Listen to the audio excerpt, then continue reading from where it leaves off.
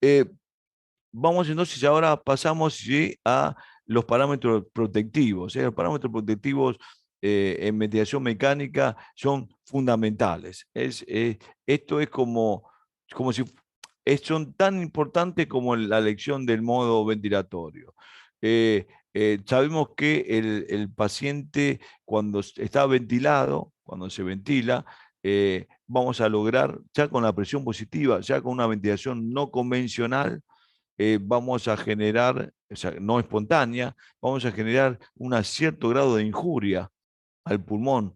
¿Por qué? Por los flujos que se administran, las presiones que se administran, en este caso, un incremento de presiones, pasa de presiones bajas de contracción diafragmática, de presiones negativas, a presiones positivas que se los impone la máquina, con flujos diferentes. Esto genera o podría generar barotrauma, lesión a nivel alveolar producto por presión. Podría generar también volutrauma, producto o lesión del alvéolo por excesivo volumen. ¿Eh? Atelectrauma, que tiene que ver con colapso y reclutamiento, como decíamos anteriormente, o sea, que se colapse el alvéolo o los alvéolos en un grupo alveolares al fin de la expiración. Biotrauma, que tiene que ver con la producción o la generación de sustancias proinflamatorias, que tiene que ver con el cizallamiento, la deformación por strain, ¿no?, que genera justamente las presiones que se administran y el colapso al fin de la aspiración. Esto genera estos procesos inflamatorios, se distribuyen no solamente en el pulmón, sino a través de la perfusión a órganos a distancia, generando lesiones múltiples, y están relacionados como punto de partida de órganos múltiples, ¿no? Relacionados como punto de partida, por ejemplo, el propio pulmón, por esto que estamos haciendo referencia.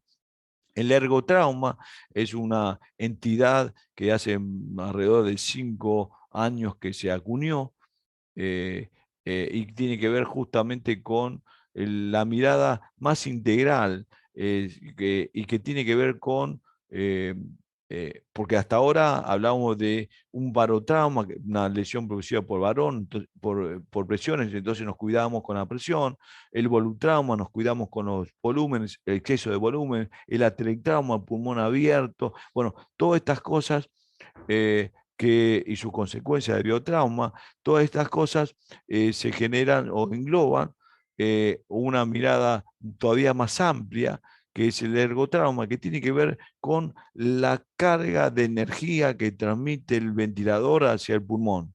O sea que la energía no se pierde, se transforma, y se transforma en flujos, en presiones, en deformación. Y esta energía que se va administrando genera lesiones múltiples, y ya no asociada a un parámetro, a un valor, sino a una serie de parámetros que tienen que ver, que están interrelacionados y que se dan en una ventilación mecánica. Otro tema que también es importantísimo, que muchas veces se deja de lado o no se da la real relevancia del tema, es el miotrauma. Los pacientes que están ventilados de manera constantes, que se impone una ventilación, muchas veces el diafragma, el paciente está muy dormido, pero estando el paciente dormido y no generando una contracción diafragmática, genera atrofia diafragmática por desuso. Y cuando se genera unas abundantes presiones o PIP, ¿no?, y también se produce una distensión de ese propio diafragma, se aplana el diafragma es una cúpula que se aplana cuando se incrementan los volúmenes, se distiende y también se produce lesión de sus miofibrillas.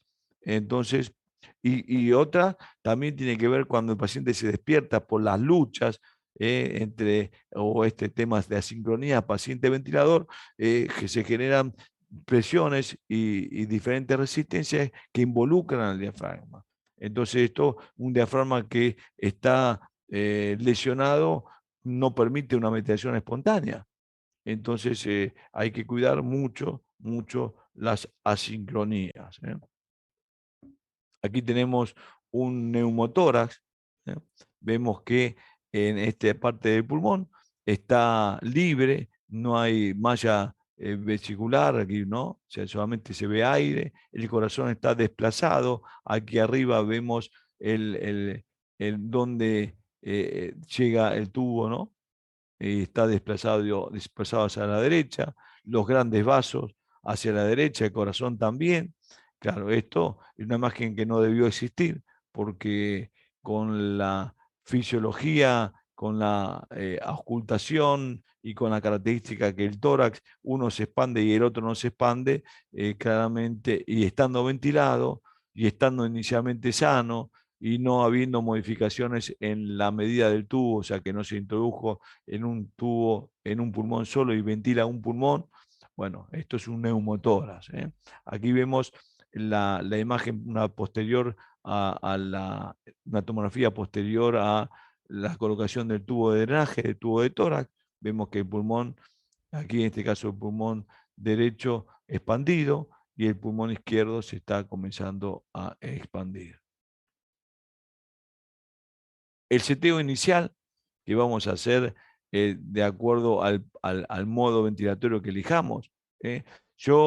La programación me va a habilitar o se va a abrir una pantalla de acuerdo al modo ventilatorio que uno elija. Por ejemplo, si elijo el modo mandatorio continuo, control de volumen, se va a abrir una serie de pantallas que me va a permitir habilitar los parámetros. Por ejemplo, volumen corriente, podríamos setear, volumen minuto, que tiene que ver la frecuencia respiratoria por el volumen corriente que administramos, el flujo inspiratorio, el tipo, ¿no?, de flujo, la presión inspiratoria, para esto más para los modos barométricos, ¿no?, para los modos de presión, los tiempos inspiratorios, las pausas inspiratorias, la frecuencia respiratoria, la presión positiva al fin de la expiración, que es la PIP, la fracción inspirada de oxígeno, el trigger, los suspiros, seteo de alarma. Tengo muchas, todo va a depender, esto de lo convencional, va a depender de qué tipo de paciente tenga y qué modo de ventilación haya elegido. Por ejemplo, aquí el volumen corriente, un tema importantísimo a considerar, por ejemplo, el volumen corriente o volumen tidal se setea de acuerdo, como ya lo fuimos adelantando, de acuerdo al peso teórico, no el peso real, peso teórico. Aquí tenemos una fórmula para peso predicho, que es para hombre y mujer diferente. Esto tiene que ver con las masas. Por ejemplo, para mujer tenemos 45.5 más 0,91, que es un estándar. Esto se da siempre, es un número que está dentro de la fórmula, que no se mueve, no se modifica, y lo que se modifica es la altura. Por ejemplo, más la altura en centímetros. Supongamos que tenga el paciente 1,60 m, bueno, sería 160 menos 152.4. Ese 152.4 es constante, ya sea para hombre y mujer. ¿Sí? Entonces, de esta fórmula, si yo trabajo en el hombre, en vez de 45.5 son 50, más 0,91, más altura en centímetros, menos 152. Esto es la fórmula para sacar el peso predicho, ajustado, y se utiliza mucho en lo que es en el síndrome respiratorio. Ahí hagamos ¿qué número sale? Vamos a suponer que aquí tenemos un varón, 50.91. 50 más 0,91 es 50.91, ¿verdad? Más, si el paciente mide 1,70 m menos 152, de estos cálculos me da 68.5 kilogramos.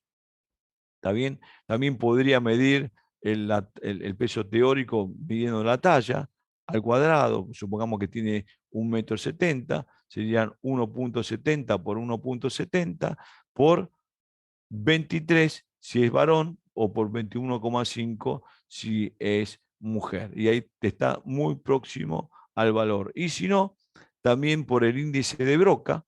Uno podría, este muy utilizado, que fue un francés, que en los años 1900, no, 1900, 1700 y tanto, en la guerra, quiso saber los volúmenes, se preocupó por los volúmenes respiratorios que se podían entregar a los pacientes y sacó un índice de Broca, que él se llama Broca, ¿no?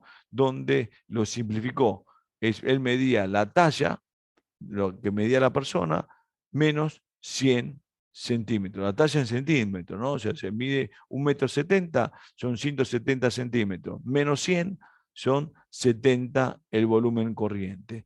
Se aproxima bastante a los pesos ideales. Uno es el índice de Broca es un índice que rápidamente que lo utilizo, ¿no? En las unidades críticas. Después puedo modificar pequeños parámetros, pero de manera inicial el paciente se calcula como 1,80 m, bueno, son 180 menos 180 centímetros, ¿no? Menos 180, trabajamos por 75, 80 kilos de manera inicial. Después lo ajustamos por las fórmulas. Esto es lo que hago yo habitualmente. Entonces, el volumen corriente, o sea, ya tenemos el peso ideal de acuerdo a diferentes fórmulas, que está relacionado con la talla y no con el peso que tiene el paciente. Entonces, vamos a ajustar a ese peso ideal. Supongamos que el paciente pesa 70 kilos. Bueno, voy a administrar entre 7 y 10 mililitros por cada kilo de peso del paciente. Entonces, si yo elijo 7 mililitros, 7 por 70 son 490 mililitros, que va a ser el volumen corriente. Si yo elijo, ese mismo paciente está enfermo de un síndrome interrespiratorio, voy a elegir entre 5 y 7 mililitros por kilo de peso. Siempre se eligen o se prioriza la elección del menor número. Para un pulmón sano voy a elegir 7 mililitros, para un pulmón con síndrome interrespiratorio voy a elegir 5 mililitros por cada, en este caso 70, 7 por 5, 35, estamos hablando de 350 mililitros por cada volumen corriente, ¿está bien? Para los casos de los pacientes obstructivos, entre 6 y 8 voy a elegir 6 mililitros, y estos volúmenes que estamos administrando pequeños, tiene que ver, ¿por qué? Para un paciente obstructivo lo que le cuesta sacar el aire. Entonces, si yo administro volúmenes mayores, voy a tener mayor riesgo de que atape aire que no lo pueda sacar. Por eso elegimos volúmenes más pequeños, entre 6 y 8, mejor 6, claramente, y pacientes neuromusculares entre 8 y 10 mililitros por kilo de peso. Siempre recomendamos los volúmenes más pequeños. La frecuencia respiratoria, ya lo hemos hablado, entre 12 y 20, y esto vamos a estar relacionado con muchas veces con la gasometría. De todas formas, independientemente de que el paciente pueda estar hipercápnico y que necesite un lavado mayor de CO2, tenemos que considerar que un incremento de la frecuencia respiratoria incrementa también el grado de estrés que se va generando en el paciente, ¿no? Por la frecuencia respiratoria incrementada, por la repetición de ciclos respiratorios. Por lo tanto, independientemente de que el paciente pueda estar hipercápnico, el incremento de la frecuencia respiratoria por fuera del parámetro protectivo, que podemos hablar aquí, incrementarlo a 25 respiraciones por minuto, por fuera de ello ya puede llegar a ser lesivo por la repetición y la deformación que se produce por esta misma repetición. Bien, por ejemplo, en los pacientes con EPOC, las constantes de tiempo exhalatorio o expiratorio son más prolongadas porque hay obstrucción o hay, en este caso, un enfisema, hay una reducción de fibras elásticas, entonces el pulmón se distiende, pero no vuelve es poco elástico, le cuesta volver, por lo tanto los tiempos expiratorios son más prolongados y entonces tenemos que necesariamente reducir los volúmenes que administramos y también reducir los tiempos inspiratorios para darle más tiempo a la exhalación para evitar justamente un atrapamiento, un autopip, un incremento de presión intratorácica que también va a generar caída de presión, cambios hemodinámicos, ¿verdad? Porque va a haber una reducción de la distribución en la perfusión por el incremento de la presión intratorácica. Y bueno, el volumen minuto, calculamos frecuencia por el volumen corriente que administramos. Algunos equipos de asa cerrada con mayor tecnología utilizan ese volumen minuto como objetivo y van modificando parámetros para que se logren. Por eso es importante conocer qué volumen minuto objetivo, objeto uno pueda, se elija, ¿no? Y esto va a estar relacionado con características del paciente. Los flujos inspiratorios, esto ya lo hemos visto cuando hablamos de los modos ventilatorios. Aquí es la misma imagen, flujo constante, cuadrático, flujo decrecientes, y los podemos elegir en la modalidad volumétrica. En la modalidad de presión no. Aquí vemos también las diferencias en los flujos diferentes que se integran claramente bueno, la modalidad de presión. El flujo es más rápido, ¿no? De manera inicial. Siempre y cuando va a ser más rápido, siempre y cuando las diferencias entre las presiones de la máquina y del paciente sean amplias. O sea, para que haya flujo, tiene que haber siempre diferencial de presión de un extremo al otro. Cuando mayor es la diferencia, el flujo que se alcanza es mayor. La presión inspiratoria es la que vamos a setear de acuerdo a qué, al volumen que se quiera alcanzar. Esto ya también lo hemos visto cuando vimos modos ventilatorios. Aquí en este caso, una presión de 8 centímetros, se alcanzan 320 mililitros y los flujos picos máximos inspirados son de 55 mililitros. La máquina me da esto, tengo aquí parámetros para valorar. Aquí con 11 centímetros ya se incrementa el volumen, se incrementa el flujo, el tiempo expiratorio permanece constante porque es un modo mandatorio, y aquí con un incremento de 15 centímetros ya ven que cómo se incrementó el volumen y por supuesto el flujo también se integra dentro de ese segundo que dura la inspiración, pero con un pico flujo inspirado mayor ya de 90 mililitros, ¿no? Vemos cómo pequeños cambios en la presión se impactan en los flujos y en los volúmenes. Entonces, vamos a setear la presión en búsqueda de un volumen blanco, un volumen corriente.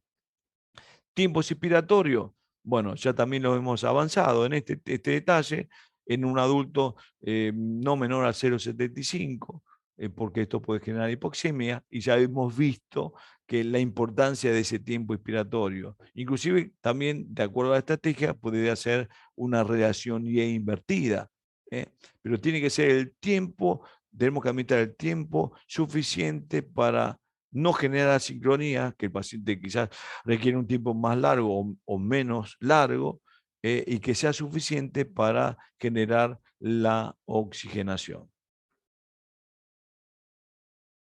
Aquí tenemos un tiempo expiratorio que es lo que dura, en este caso, dentro de la imagen, lo verde, todo es inspiración, curvas presión-tiempo, volumen-tiempo, flujo-tiempo, ¿sí?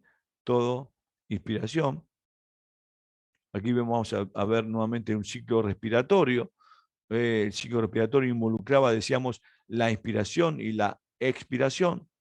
Si yo tengo vuelvo a repetir el mismo ejemplo, si yo tengo una frecuencia de 15 respiraciones por minuto, ¿cuánto dura un ciclo? ¿No?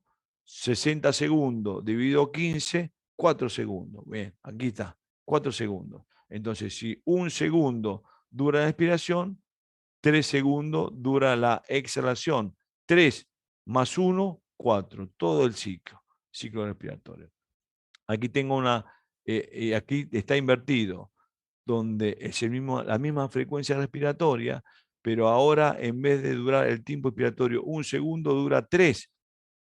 Entonces, un segundo va a durar la exhalación, porque el ciclo respiratorio no se modificó. ¿Por qué? Porque la frecuencia respiratoria se mantuvo en 15 respiraciones por minuto. Ahora, si yo modifico el tiempo expiratorio y ahora prolongo el tiempo expiratorio, porque es una modalidad mandatoria, prolongo el tiempo expiratorio, corto el tiempo expiratorio, la reacción IE cambia, ¿no? Es invertida. Ahora los tiempos expiratorios son mayores. Esto puede ser que sea utilizada con un paciente con una estrategia de ventilación que tenga, por ejemplo, un distrés respiratorio, que tengo unidades abiertas, reclutadas y otras colapsadas, y que en la repetición de la expiración, que era un estrés que tiene que ver con los flujos y las presiones, y una deformación que se va dando porque comparte unidades colapsadas con abiertas, y entonces esto genera lesiones en el pulmón. Entonces, teniendo una reacción IE invertida, donde mantenemos presiones constantes, presión media en la vía aérea más constante, se evitan estos cambios de tiempos expiratorios cortos, se mantiene más constante y esto evita menos deformación y mejora la oxigenación. También aquellas unidades que van a estar colapsadas o atelectasiadas, la presión media que se va incrementando permiten reapertura de unidades que ya estaban colapsadas, pero con más tiempo expiratorio y mayor presión, permiten reapertura, permiten abrir el pulmón, y es una buena estrategia que se podría considerar, por ejemplo, en este tipo de pacientes, ¿no? Que uno quiere abrir el pulmón. Entonces aquí vemos que con una estrategia, con un modo ventilatorio, en este caso de presión, y con una estrategia alguna reacción IA invertida puede ser muy útil. La pausa expiratoria. La pausa expiratoria es otro parámetro que resultó más que interesante en época de COVID. A mí uno conocía de la utilización de esa pausa expiratoria, la importancia que tiene. ¿Qué significa la pausa expiratoria? Se entrega el volumen corriente y fijado, estamos hablando ahora en una modalidad volumétrica, entregamos el volumen fijado y si yo tenía un tiempo expiratorio de un segundo, lo que hago es prolongar ese tiempo expiratorio, o sea, la válvula expiratoria está abierta, se entregó el volumen, la válvula exhalatoria está cerrada. Lo que yo prolongo es el volumen que esté más tiempo dentro, que se entregue rápido al tiempo expiratorio que uno ya setió, pero prolongar el tiempo expiratorio para que ese volumen esté más tiempo dentro del alvéolo. Y de esa manera, ¿qué voy a lograr o qué voy a pretender? Mejorar la oxigenación. Porque si yo tengo un alvéolo que está ocupado, que está, por ejemplo, con una neumonía, que está hipersecretor y que la membrana alvéolo capilar está lesionada, que tengo capilares, que quizás por semicolapsado, por incremento de presiones o por alteraciones en la permeabilidad, que tengo mayor disfunción para realizar la hematosis, si yo logro mantener más tiempo el volumen dentro, ese volumen fresco de la inspiración, más tiempo dentro del alvéolo, me va a permitir mejorar la oxigenación, ¿no? Le doy mayor oportunidad. Entonces, la pausa expiratoria es una excelente herramienta para mejorar la oxigenación. Nosotros la hemos utilizado muchísimo en pacientes con COVID, una pausa expiratoria de, por ejemplo, de 0,4, 0,5 de segundo, y mejoraron notablemente la oxigenación. Podrían pasar de 88, 89 de saturación a 94, 95 con pausa expiratoria, sin modificar nada, solamente dándole más tiempo al paciente para realizar la hematosis. Entonces esto es, y aparte darle más estabilidad. Los equipos disponen de la posibilidad de colocar las pausas inspiratorias. Esto también previene las atelectasias. La pausa inspiratoria también permite medir la presión plató o presión de meseta. Esta presión que se logra no debe superar los 30 centímetros para evitar los riesgos de lesión por barotrauma. Aquí tenemos, por ejemplo, un modo volumétrico, ¿sí? Un flujo constante. Tengo un tiempo inspiratorio de 1 segundo y le estoy administrando 450 mililitros. Voy a seleccionar una pausa expiratoria. Aquí esto es un detalle a tener en consideración y ahora lo vamos a ver. El tiempo absoluto por porcentaje. Hay máquinas que manejan, cuando uno coloca pausa expiratoria, el tiempo expiratorio no se, o sea, este segundo no se modifica. Entonces, ¿qué hace la máquina? Entrega un flujo mayor, alcanza el volumen corriente más rápido y genera una pausa inspiratoria. Pero el tiempo inspiratorio lo mantiene fijo. Entonces, esto hace que se generen altas presiones. Entonces, es importante saber con qué equipo contamos. Por ejemplo, aquí yo le coloqué a este mismo paciente que teníamos la pausa expiratoria. Aquí vean, 1 segundo, 450 mililitros, una presión pico de 30. ¿Sí? Ahora, yo le coloco la pausa expiratoria de medio segundo, o sea, la mitad del tiempo expiratorio. Ahora vean que cómo pasó de una presión pico de 30 a una presión pico de casi 50. ¿Esto por qué? Porque el volumen de 450 se integró en vez de 1 segundo, ahora en 0,50, la mitad. Y la otra mitad es la pausa expiratoria. Esto no me sirve así.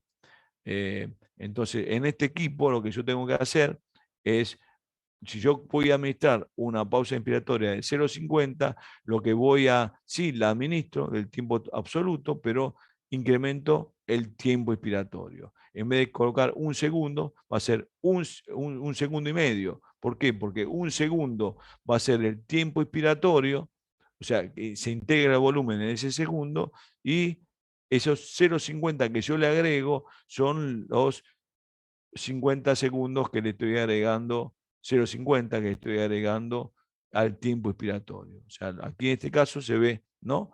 1 segundo, aquí no se incrementó la presión pico, ¿no? Se mantuvo ahí 29-30, pero colocamos pausa.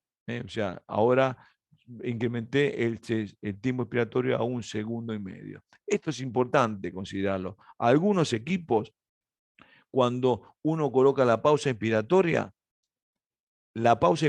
integra el tiempo expiratorio, como pasó con este equipo. Otros equipos, cuando uno coloca la pausa inspiratoria, la suma al tiempo expiratorio que tiene. O sea que en vez de modificar el tiempo expiratorio nosotros, la máquina lo suma directamente. Entonces uno tiene que saber, y esto es fácil porque uno ve, valora, observa los cambios. Cuando uno coloca una pausa inspiratoria para generar mejor oxigenación, el equipo suma al tiempo expiratorio o mantiene el tiempo expiratorio y lo que hace es acortar los tiempos de ingreso de volumen y flujo. Esto es importante considerar qué tipo de máquina tenemos. Conocer la máquina. La PIP, presión positiva al fin de la aspiración, lo que logramos aquí se ven diferentes PIP. ¿Sí? Lo que tratamos de lograr con la PIP es abrir el pulmón. Aquí tenemos un alvéolo sin PIP y aquí tenemos un alvéolo con una PIP de 5 centímetros. ¿Qué quiere decir? En fisiología respiratoria, independientemente de dónde estemos, en cualquier nivel que estemos, arriba de una montaña, a nivel del mar, las presiones son diferentes, las presiones barométricas. Pero en fisiología respiratoria, la presión de la boca, por tema de medida, se la considera 0. Entonces, si yo no hay un intercambio de flujo, por ejemplo, ahora no hago ningún esfuerzo expiratorio, la presión de la boca es la misma presión, está en equilibrio con los alvéolos, cero. Ahora, si yo de manera artificial tengo la presión de la boca de cero, pero de manera artificial le coloco un freno expiratorio, por ejemplo, de 5 centímetros, una PIB de 5 centímetros, ¿qué va a pasar? Que la presión de la boca es cero, pero dentro del pulmón la presión es mayor, ¿cuánto? 5 centímetros. Esa presión mayor va a permitir que se incremente la presión intratorácica, que se incremente la capacidad residual funcional, que se abra el pulmón y que permita una mejor hematosis. ¿Está bien? Entonces, lo que buscamos con la PIP es abrir el pulmón, reducir los riesgos de atelectasia. Entonces, ¿qué me favorece la PIP? El reclutamiento. Hablamos de reclutamiento a unidades que estaban colapsadas y abrir. El abrir el pulmón o un pulmón reclutado significa un pulmón abierto.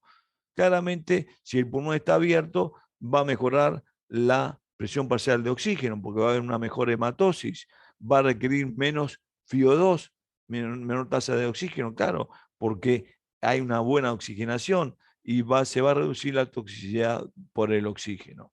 Lo que debemos monitorizar claramente es que ese exceso o esa PIP por ejemplo, no caiga la tensión arterial, porque si se incrementa la PIP puede colapsar los capilares y esto caer la presión arterial, modificar la frecuencia respiratoria, incrementarla para tratar de compensar, reducir la presión parcial de oxígeno. ¿Pero cómo? Si no iba a mejorar, no, bueno, pero si colapsa el capilar, porque se incrementa la presión, esa presión colapsa el capilar, para que haya una adecuada ventilación, tiene que haber una adecuada perfusión y una adecuada ventilación. Si ventila y no perfunde, cae la saturación, cae lo que se llama la BQ, entonces, o se modifica la BQ. Entonces, en este caso, quizás niveles excesivos de PIP puedan colapsar los capilares y lo que pretendemos de mejorar la oxigenación no lo podemos lograr, que cae la saturación, cae el nivel de oxigenación y se incrementa la presión parcial de dióxido de carbono, justamente por falta o falla en la hematosis. O sea, tenemos que tener precauciones cuando administramos la PIP. Aquí estamos administrando una PIP, vamos incrementando la PIP, va a ganar capacidad residual funcional, claramente se va incrementando, pero tenemos el capilar, ¿no? Que puede ocurrir que el capilar se colapse por un incremento en la presión de trabajo, la PIP. Entonces, claramente, lo que se podría ir generando una mejor oxigenación, aquí claramente vamos a ganar un espacio muerto, aquí en este caso anatómico, perdón, fisiológico, y esto tiene que ver porque va a ventilar y no va a perfundir.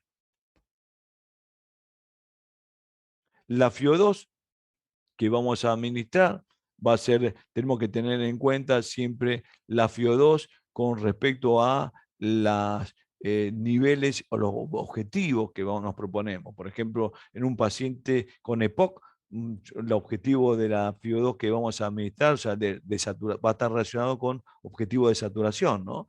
Por ejemplo, en un paciente con EPOC, la saturación que vamos a pretender que tenga, que logre óptima, va a ser 90, 91, 92, 89, va a depender de las características y de grado de dificultad, pero nunca va a ser 99, 100, porque esto le va a provocar gran dificultad y el paciente inclusive hasta la parada respiratoria por exceso de oxígeno. Un paciente con EPOC, el estímulo para el drive, ¿no?, central para la frecuencia respiratoria es la hipoxemia, no la hipercamia. Entonces, si bajamos, el paciente deja de estar hipoxémico y está normal, le quitamos el disparo natural que tiene este tipo de paciente, a diferencia de un paciente sano que el estímulo del drive respiratorio se estimula más y con más frecuencia cuando están hipercámnicos, ¿no? A diferencia de los pacientes con EPOC.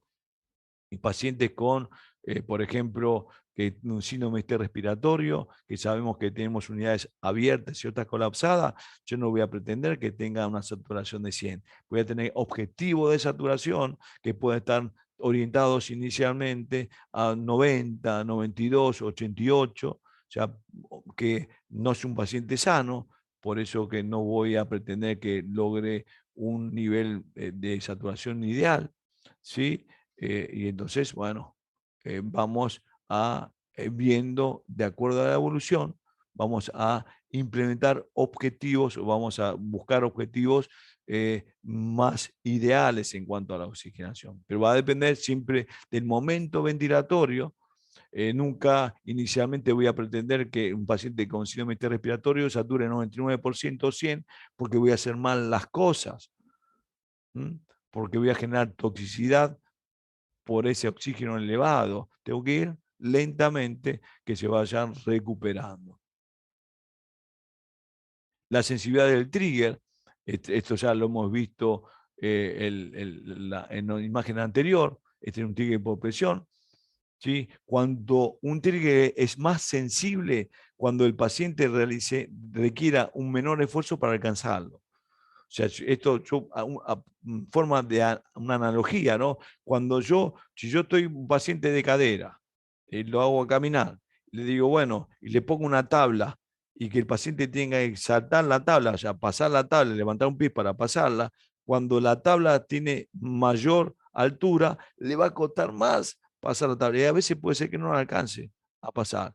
Estos son niveles cuando uno habla de trigger, niveles de sensibilidad, habla de diferentes alturas. Cuando es menos sensible, quiere decir que el paciente tiene que hacer más esfuerzo para alcanzarlo. Un trigger ideal sería que un paciente haga un esfuerzo inspiratorio mínimo y la máquina lo asista de manera inicial. Puede ser que un trigger sea muy sensible y que provoque autodisparo sin que tenga que ver con los esfuerzos del paciente. Por eso que hay que ajustar el trigger de manera justa para que no dispare solo a la máquina, si lo haga con un mínimo esfuerzo del paciente. ¿Sí? Cuando hablamos de sensibilidad del trigger, decíamos que puede ser por presión o por flujo de los convencionales, siempre cuando es por presión es menos, ¿no? Menos 0,5, el valor más pequeño es más sensible. Menos 0,5, menos 1, y el de flujo por litro, de 1 a 10 litros, cuando el valor es más pequeño, hay un flujo menor circulando y la máquina es más sensible la respuesta de la máquina. Aquí vemos diferentes, esto ya lo hemos visto, un modo mandatorio, asistido controlado, pero vamos a ver diferentes niveles de trigger, ¿no? Aquí vemos un trigger que se fue modificando, ¿no? Este es un trigger que vemos en la caída de presión. Aquí tenemos mayor profundidad, o sea que aquí lo que yo hice fue, que aquí no se ve, lo que yo hice, modificar el nivel del trigger, entonces para que la máquina lo asista con los parámetros de control, el paciente tiene que hacer mayor esfuerzo, y eso tiene que ver con la sensibilidad del trigger. Los suspiros, un tema también importantísimo, al considerar más en los modos mandatorios continuos, control de volumen, que siempre tienen los volúmenes y los flujos son fijos. Si yo tengo un volumen y flujo fijo, vos puede inducir a atelectasia, puede inducir a oclusión. ¿Por qué? Porque no solamente se abre, se distiende el alvéolo cuando uno administra volumen, sino que se distiende todo, bronquios, bronquiolos, tiene movimiento, ¿verdad? Y si siempre tengo el mismo movimiento, porque el modo mandatorio continuo, control de volumen, los flujos son siempre los mismos y esto genera sedimento, genera que el moco, la secreción se mantenga, porque cuando se abre la válvula exhalatoria, los flujos expirados son siempre los mismos, entonces se va provocando una oclusión y atelectasias, colapso. Para evitar esto utilizamos el suspiro. ¿Qué es el suspiro? El suspiro es un incremento, en este caso hay diferentes modalidades, un incremento de volumen de acuerdo a tantos ciclos ventilatorios. Por ejemplo, si hablamos de una modalidad volumétrica, sea, sabemos que el volumen es constante, los tiempos inspiratorios son constantes, los flujos son constantes. Bueno, aquí, por ejemplo, habilito la pantalla de suspiro, voy a habilitar un número, 3 números, o sea que consecutivamente, en 3 ciclos consecutivos, se incremente el volumen. ¿Cuánto? El 50% del volumen corriente, en este caso son 450, que se administre el 50% más de ese volumen, estamos hablando de 225 mililitros más a este volumen que es de 450. ¿Cuántos eventos por hora? 10 eventos por hora, o sea que en una hora, 10 veces se van a repetir 3 ciclos consecutivos, ¿no? Y que van a administrar un 50% mayor de volumen. Voy a setear la presión máxima, porque evidentemente si incremento el volumen, voy a generar una mayor presión en la vía aérea. Esto lo tengo que tener presente y lo habilito. Y aquí, cuando lo habilito, aquí se ve que en una serie se incrementó el volumen, ¿sí? Se incrementó la presión porque se incrementó el volumen. Y mi pregunta es esta: si se incrementa el volumen, ¿o qué busco con la administración de eh, una, eh, un suspiro? ¿Qué es lo que busco? Lo que voy a buscar es que se incremente el volumen, se incremente de manera en 3 ciclos, 10 veces por hora. Esto no solamente se va a distender más el alvéolo porque mayor volumen, sino se van a distender más los bronquios, los bronquiolos. Esto, y si entra más volumen, cuando se abre la válvula exhalatoria, ¿qué va a permitir? Que haya mayor flujo, o sea que voy a tener un mayor pico flujo expirado, y ese mayor pico flujo expirado va a arrastrar las secreciones que se generan para un flujo constante. Entonces, de manera directa o indirectamente, ese pico flujo expirado mayor, porque ingresó mayor volumen al pulmón, permite barrer y permiten eliminar y evitar o reducir los riesgos de atelectasia. Por eso es muy importante, como para medidas protectivas, utilizar los suspiros. Aquí también, según la tecnología, los suspiros pueden ser por volumen y o pueden ser por presión. Por ejemplo, aquí tenemos otro tipo de ventilador que, en vez de administrar volumen, incremento de volumen para generar este mayor volumen para el suspiro en sí, lo que hace es incrementar la PIB. Por ejemplo, aquí tengo una PIB de 5, se van incrementando en sucesivos, ¿no? Ciclos, lo mismo, por ejemplo, 3 ciclos consecutivos, en tanto nivel de PIB, en este caso un 50%, aquí tengo una PIB de 5, se fue una PIB de 8, ¿sí? ¿Está bien? El 50% y en tantos eventos, 10 eventos por minuto. El hecho de incrementar la PIB es exactamente lo mismo que los volúmenes. Se incrementa el volumen atrapado, aumenta la presión intratorácica, porque se cierra la válvula expiratoria con mayor presión de resistencia. Esto genera mayor capacidad residual funcional, y entonces cuando se termina el ciclo, que hay mayor volumen intratorácico y se permite que un pico flujo exhalado sea mayor, con lo tanto generar un barrido de esas secreciones. Las alarmas, bueno, hay alarmas prioritarias que son de prioridades altas, medias y bajas, y los equipos generalmente se visualizan con diferentes colores.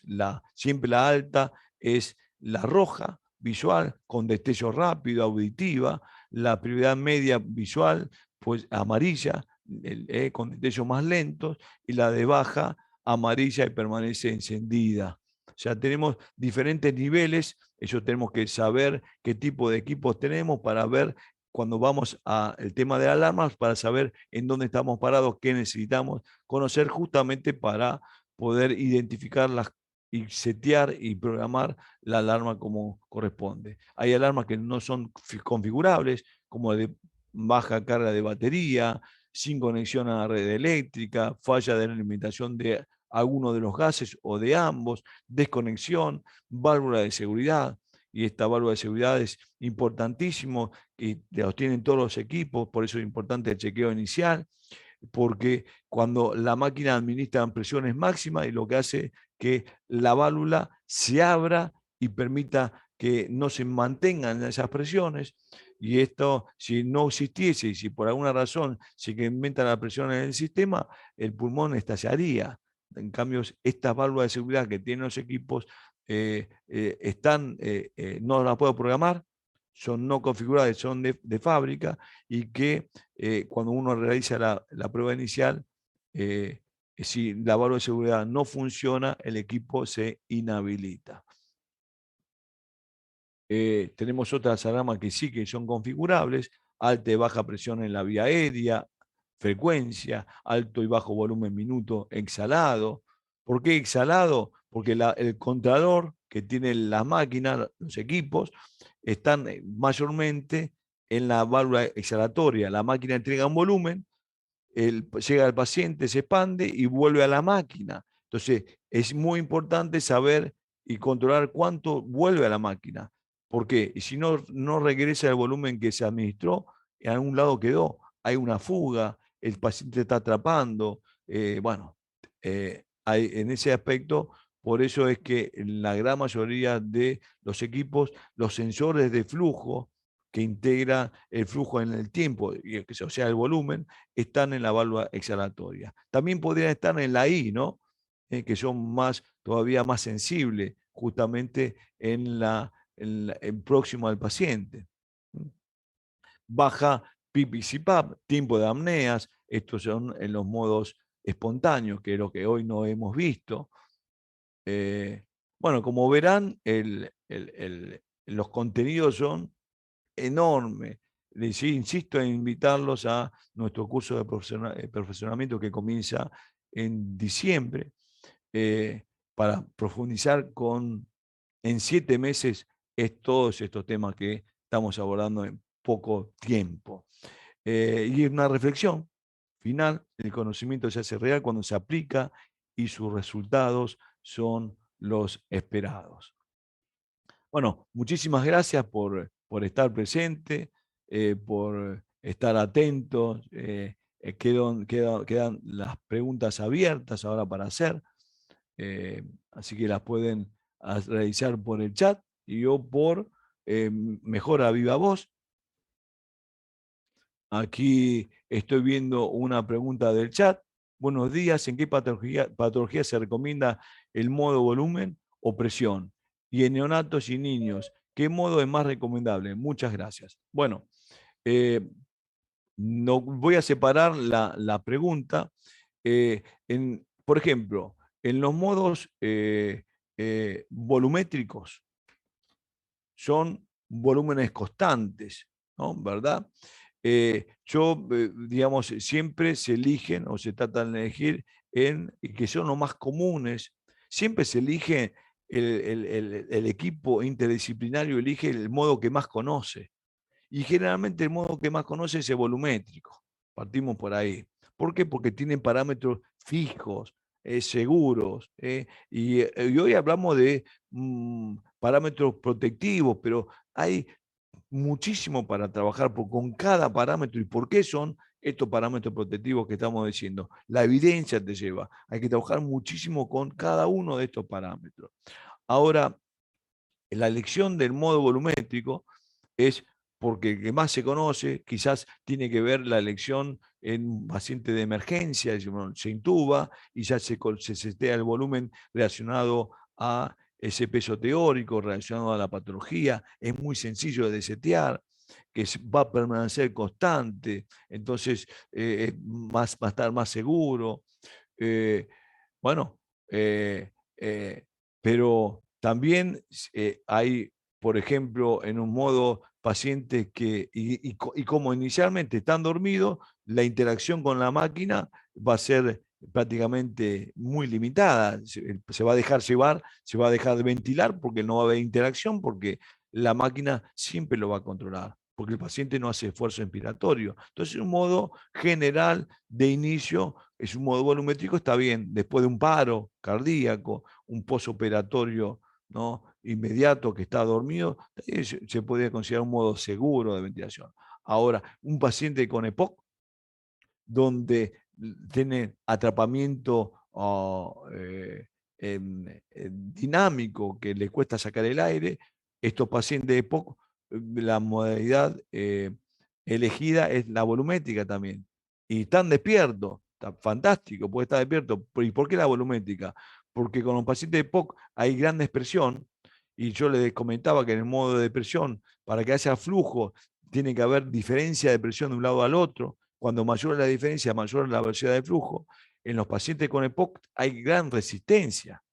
Entonces, el hecho de trabajar con un modo volumétrico me asegura que el volumen se integre, que se integre en un tiempo expiratorio corto, que yo le voy a dar, para generar más tiempo exhalatorio, porque la dificultad que tiene el paciente es sacar el aire, porque está atrapando en una época. Entonces yo lo que tengo que hacer como estrategia es reducir el tiempo expiratorio y darle más tiempo expiratorio. ¿Y con qué? ¿Cuál va a ser el modo ventilatorio ideal para este paciente que inicialmente también les cuesta que ingrese? El modo volumétrico. ¿Por qué? Porque va a entregar el volumen a un tiempo corto, eso va a generar altos flujos y alta resistencia, y me va a permitir, por otro lado, generar mayor tiempo exhalatorio. Elijo un modo de presión, puedo elegir un modo de presión si conozco, manejo bien el modo. Entonces yo tengo un paciente, como decíamos, paciente estresado, que lo puedo trabajar claramente con modo volumétrico, que generalmente se maneja con modo volumétrico, pero puedo tener un paciente estresado y que no quiera que se vaya reclutando, abriendo de a poco un modo de presión con reacción IE invertida, puede funcionar perfectamente. Un paciente que está despierto, que se va despertando, claramente mucho mejor es el modo de presión que el modo de volumen. ¿Por qué? Porque el modo de volumen maneja volúmenes constantes y volumen y flujo constante, que puede ser incómodo. Imagínate cualquiera de nosotros que estemos entrando o respirando con un flujo constante a un mismo, ¿no? Una secuencia, estaríamos totalmente incómodos. Entonces, en esos pacientes con un modo de presión que manejan los tiempos, en este caso tiempo fijo, pero manejan flujos y volúmenes diferentes, va a estar más cómodo. Entonces puedo elegir el modo de presión en esos casos, ¿no? O sea, ahí ya vemos que modo volumen, modo de presión podemos elegir. Y con respecto a los neonatos, el más recomendado siempre se trabajó, yo no soy experto en neonatología, no quiero profundizar en eso, pero siempre se eligió el modo de presión por sobre volumen. ¿Por qué? Porque el modo de presión es, digamos, teniendo en cuenta que los neonatos no tienen CUF, generalmente utilizan tubos endotraqueales sin CUF, entonces la presión es más segura, que los equipos que no eran tan sofisticados tenían mucha dificultad en manejar pequeños volúmenes, entonces la presión es mucho más sencilla, uno maneja más o menos presión, integra más o menos volumen, integra la fuga, se controla la fuga, porque se calcula y se ventila con presión. Siempre se ventiló en neonatología con presión. Ahora que los equipos están más sofisticados,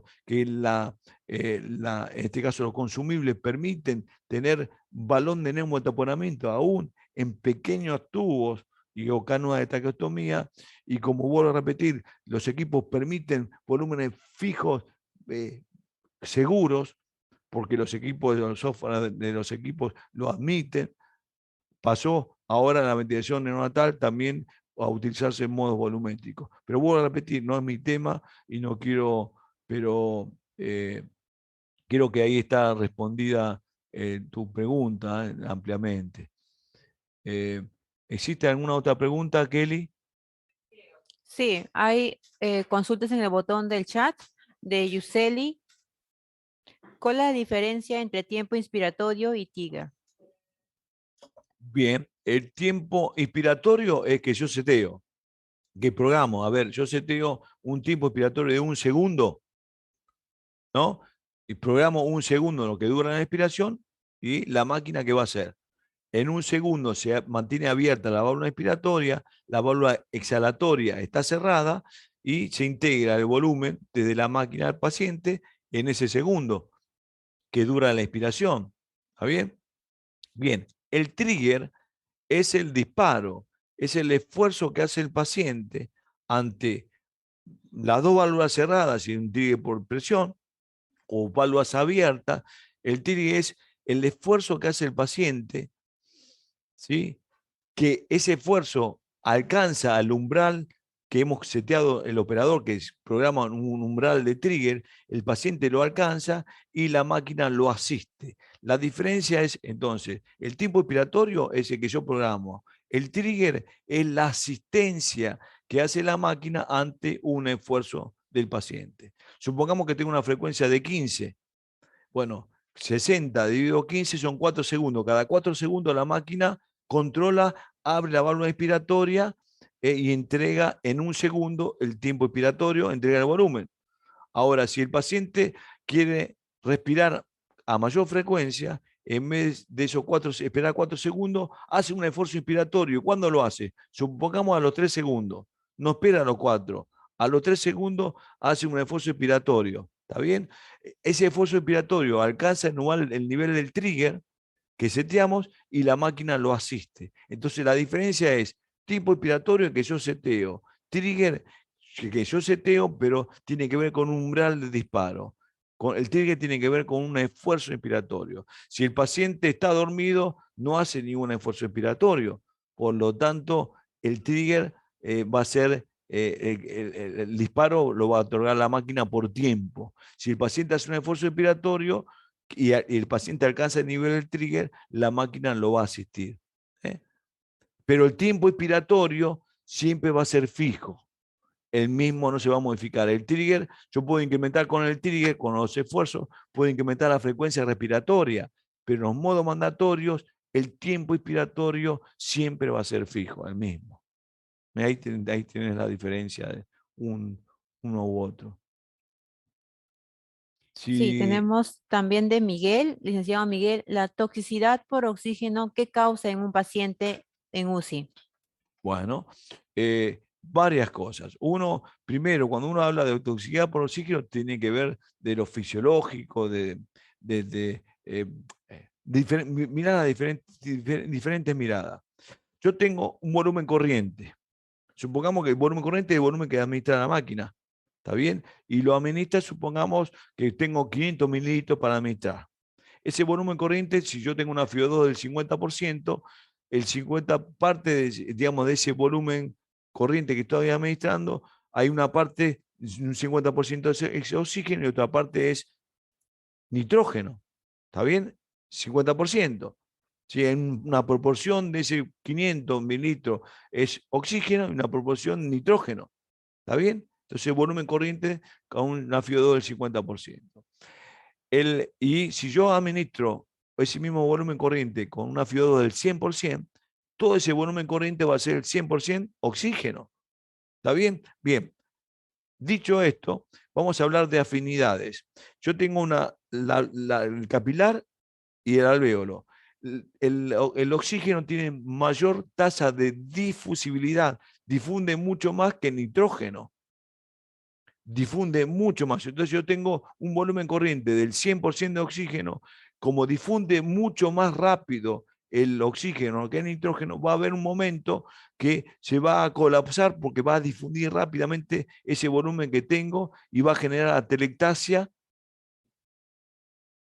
colapso alveolar y se va a reducir la oxigenación. A pesar de que tengo oxígeno al 100%, voy a generar atelectasia por reabsorción. El nitrógeno, supongamos que tengo el 50% de anfiodo del 50%, parte de ese nitrógeno no se va a difundir, se va a difundir el oxígeno y el nitrógeno que no difunde va a generar una microestructura como una microesqueleto y va a permanecer el alvéolo abierto. Por lo tanto, yo tengo un alvéolo reclutado con una tasa menor de oxígeno. Entonces ahí tenemos un problema. Pero también hay otro problema, que si yo tengo oxígeno al 100% o mayor de lo que puede ser transportado por la hemoglobina, quedan radicales libres, el oxígeno queda libre, incrementando la presión parcial de oxígeno en el capilar. El oxígeno está aportado de dos maneras, por la hemoglobina y disuelto en el plasma. Lo que está disuelto en el plasma genera cuando mayor presión hay, mayor presión generan los capilares. Esa mayor presión, esos radicales que no están transportados por la hemoglobina, quedan disueltos en el plasma y esos están en contacto con las células de todo el cuerpo. Y el contacto de esos radicales, ese oxígeno incrementado, es lesivo para las membranas celulares, lesiona la membrana del cuerpo. Por eso también es tóxico. Por eso tenemos que definir y setear, no quiero extenderme más por el tema de los tiempos, respetar los tiempos, por eso es importante que la saturación, el pulso oxímetro, no esté por encima, siempre, no esté en 100%, 98, 99, y esto de alguna manera me va a asegurar que no estoy hiperoxigenando al paciente. Entonces hay muchas razones por las cuales el oxígeno es tóxico. Por eso tenemos que tratar de que meta de oxigenación y tratemos de que la FIO2 que administremos sea menor al 60%. O sea, quizás inicialmente van a requerir más, pero siempre la idea es ir bajando la oxigenación y respetando las metas de oxigenación que nos propongamos de acuerdo a la patología. Bien, ¿Sí? licenciado Claudio, tenemos dos que han levantado la mano del Zoom y una consulta más. Con ello Yo, terminaríamos, ¿está bien? no, no, yo propongo lo siguiente, yo me voy a Sí, quedar con ustedes y al ya, final de la charla podemos generar hacer un conversatorio ya, con perfecto. Nazareno Bueno, y ver las cosas que quedaron pendientes, ¿les parece? Para no bueno, extenderme y respetar un poco el horario. perfecto. Entonces, vamos a darnos un descanso de 5 minutos, un descanso de 5 minutos para continuar con la ponencia del licenciado Nazareno, que ya está en la sala de Zoom. Entonces, regresamos a las 11:28.